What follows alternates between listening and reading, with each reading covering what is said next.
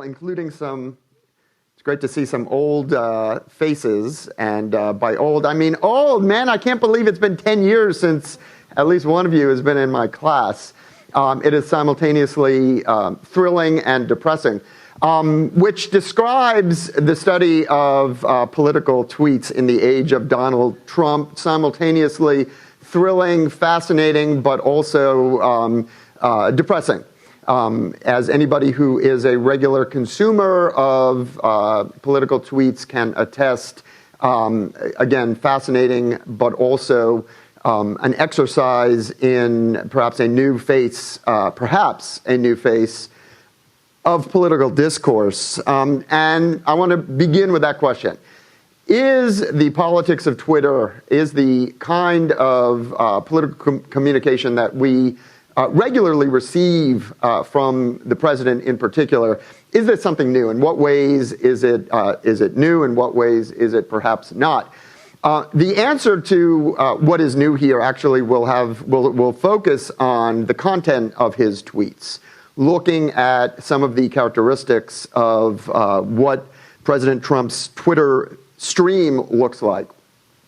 And I want to conclude by speaking just a bit about the way in which most of us, most of the time, encounter political tweets in general and the president's tweets in particular. So here's a recent tweet by the president. It's from just a few days ago.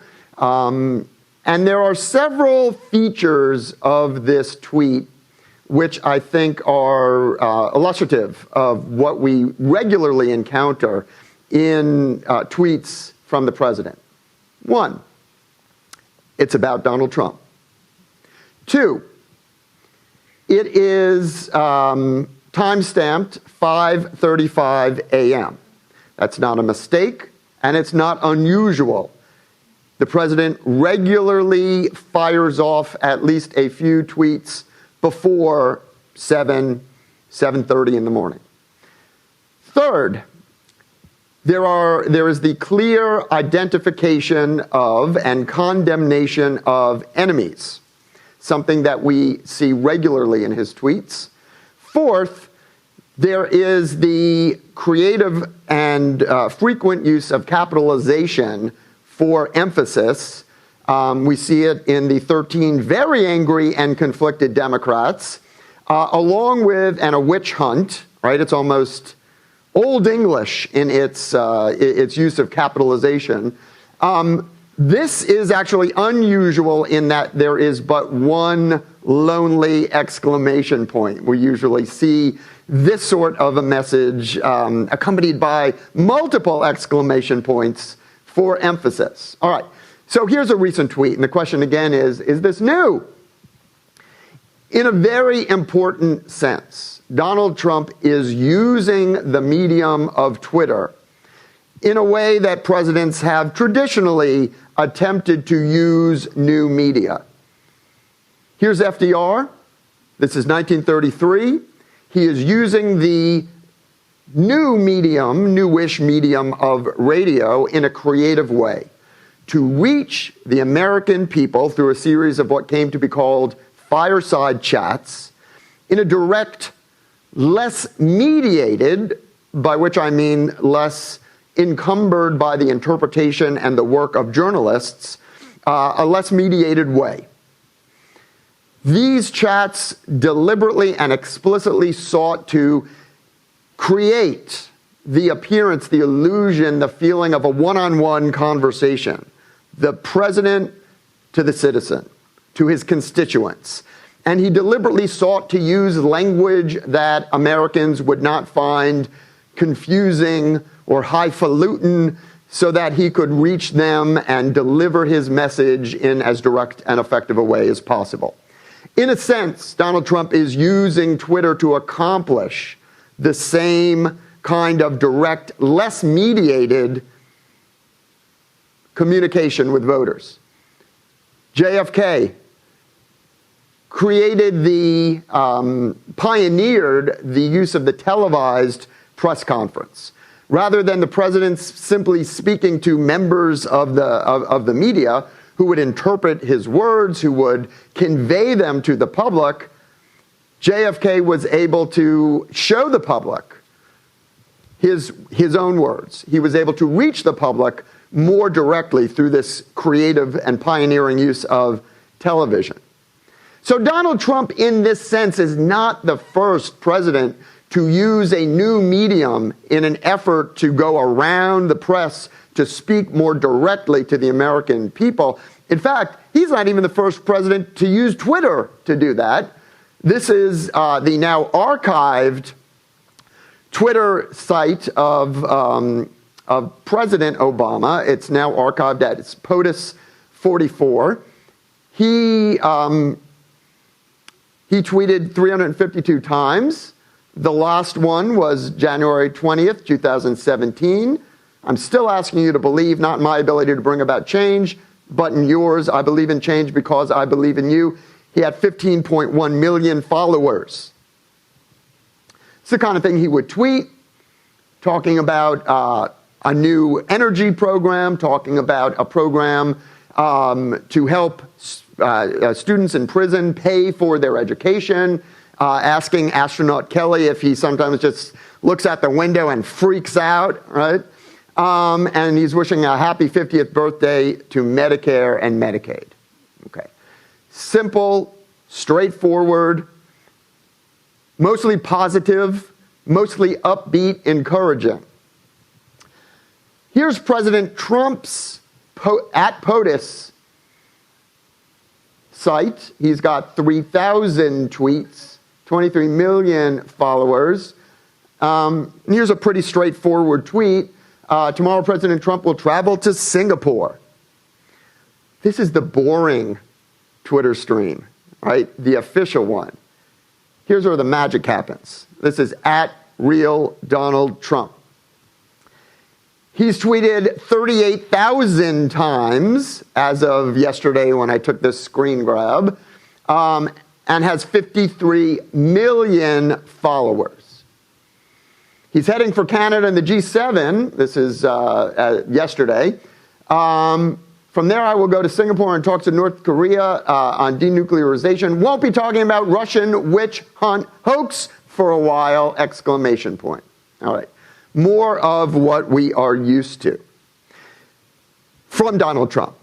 So, what is new here about Trump's tweeting? What is new about the way in which the president is communicating with the American people?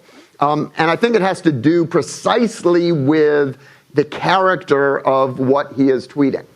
First, it's extraordinarily frequent, right?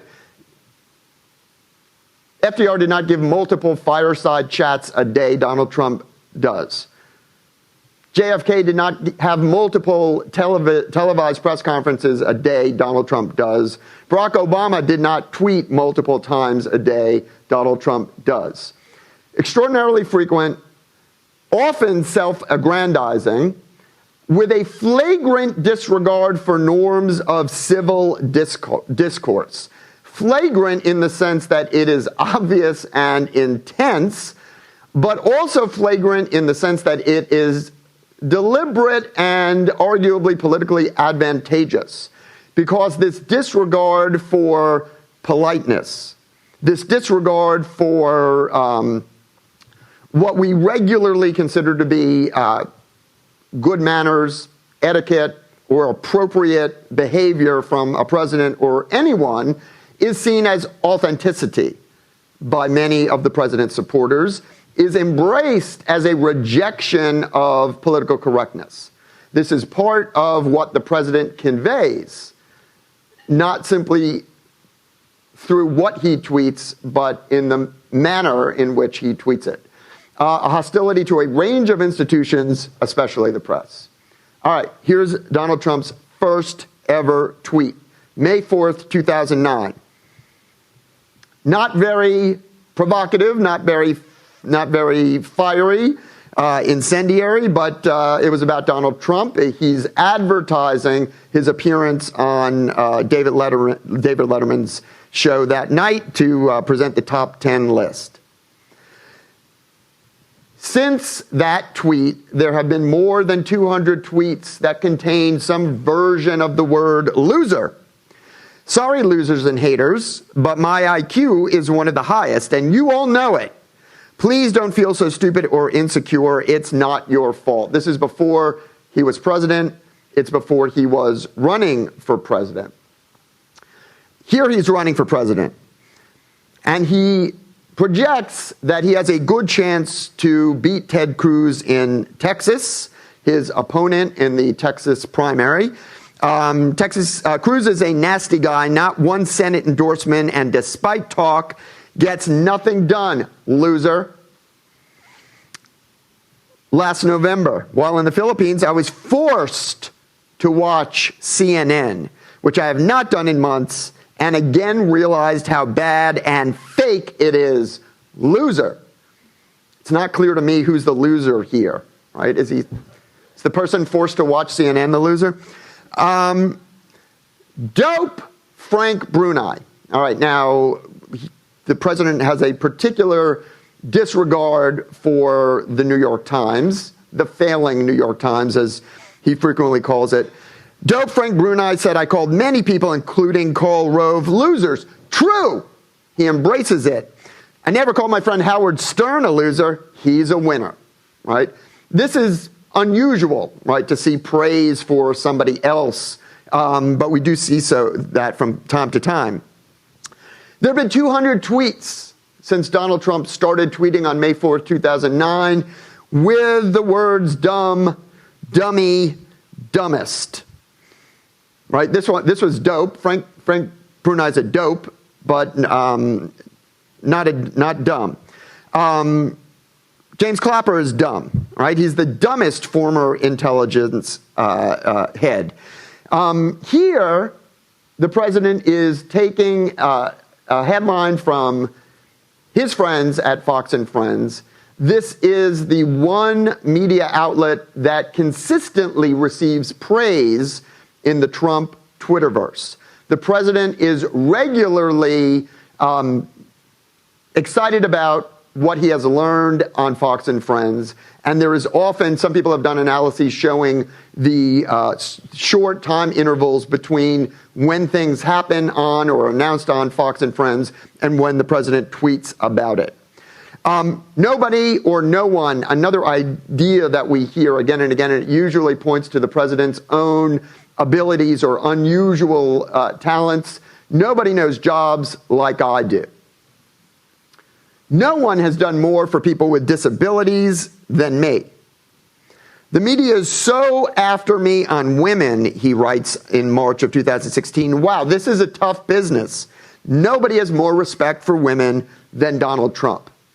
What's interesting here, again, we see the sense of frustration with the way in which he is covered by and treated by the media in general. And this, as I've suggested, is another hallmark of the president's tweets, and that is an anger at, a frustration with, and a hostility toward the press, usually employing or frequently employing the language of fake news to try to undermine the credibility of or suggest the lack of accuracy of a particular reporter, news outlet, or the institution of journalism or the media more generally. Again, with the consistent exception of Fox and Friends and Fox News more generally.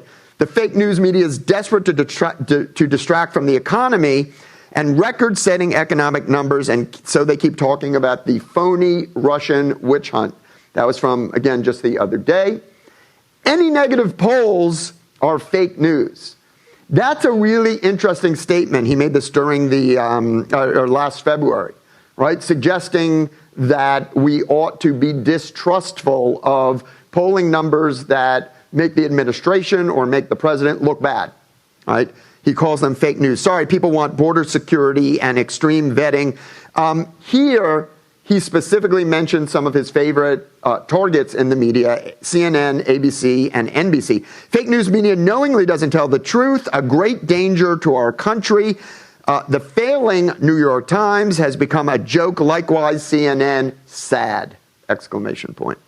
People are just starting to find out how dishonest and disgusting fake news, in parentheses for some reason, NBC News is, viewers beware, may be worse even than CNN. So we frequently see these comparisons, these rankings among media outlets in his tweets. Fake news, again, and here he's calling out these particular news outlets, but this is a really strong statement. The enemy of the American people, and I think that this is one of the more extreme instances of the president explicitly calling into question the credibility, the validity of the institution of journalism, of the press. All right. The mediated Twitter feed. Show of hands if you've ever read a tweet by Donald Trump. Okay, everybody's hand should be up because we've just looked at like a dozen of them, right? Many of us regularly encounter Donald Trump's tweets. Indeed, he's got 53 million followers. If we imagine that none of them are bots and not human beings, that's a lot of people. But it's not that many people, right? It's not that many, and this is a president whom we know is very competitive when it comes to crowd sizes, when it comes to numbers. And so it must be frustrating. This is in 2017, he was not even on the top 10 of most followed Twitter accounts. Katy Perry had 108 million. I checked this morning, she's up to 110 million. Justin Bieber, and then look at that, Barack Obama, right? This is his own. This is not at POTUS44. This is Barack Obama's own Twitter handle. And he has actually, as of yesterday, it was about 102 million. Even, and you can go down the list, right? There are entertainers, athletes, a noted criminal justice presidential advisor, Kim Kardashian West, with 59 million. So she actually has 5 or 6 million more than the president himself. Nevertheless, 52 million people, right? It's significant, but in the scope of things, most Americans are not accessing the president's tweets directly through Twitter in real time. This is a survey from last month, just a few weeks ago, by the Gallup organization. And they ask how often Americans see tweets, information about the president's tweets. A lot, a fair amount, not much, or nothing at all. And you can see 3/4 of Americans hear something, right? Either a fair amount or a lot. But here's the interesting thing. Only 1/4 of Americans have a Twitter account, according to the Gallup survey. Only 8% have a Twitter account and follow the president. And only about half of those read all or most of Trump's tweets. Still a lot of people, right? We're still talking 10 to 20 million Americans. But in terms of reaching the American public directly, most of these tweets are actually coming to Americans the old-fashioned way. So if we look at the tweet that we started looking at, right, his ability to pardon himself, most Americans did not read this tweet on Twitter. Most of us encountered, when I say the old-fashioned way, I mean through a newspaper or a website affiliated with an old thing we used to call journalism, right, like the New York Times. So here's an article by Michael Shear, right, on June 4th, and the tweet itself appears in the article. And so we live in a world in which there are all sorts of new forms of political communication. But we still live in a world in which these new forms of political discourse continue to be, for most of us, most of the time, mediated through old forms of political communication and old forms of news media. Thank you very much, and enjoy the rest of reunions.